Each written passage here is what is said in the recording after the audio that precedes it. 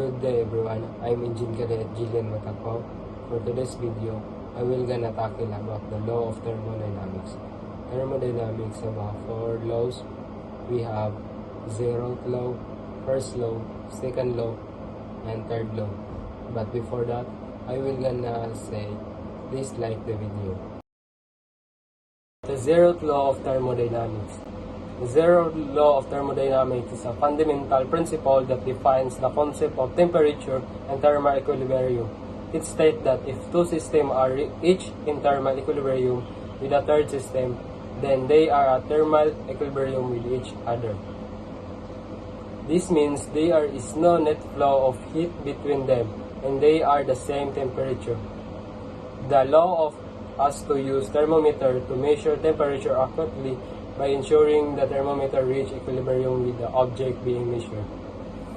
This law allows us to define temperature in a constant way.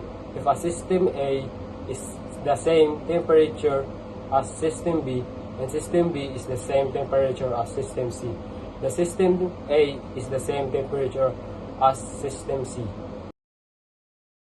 The first law of thermodynamics. The first law of thermodynamics is a fundamental principle that expresses the conservation of energy in thermodynamic processes.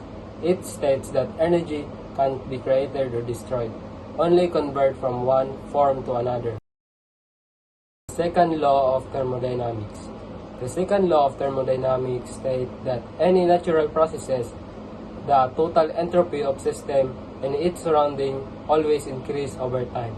The second law is essential for understanding the direction of physical and chemical processes, as well as the limit of energy conservation real-world system. Third law of thermodynamics.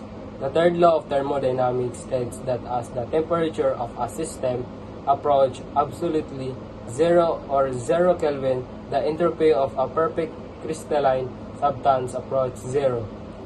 At absolute zero, the particles of a perfect crystal are in complete order with minimal motion, resulting in zero randomness or entropy. This law implies that it is impossible to reach absolute zero and finite number of steps because removing the last trace of it becomes increasing difficulty. The third law helps explain the behavior of materials at extremely low temperature and is important in fields like synchronic and quantum physics.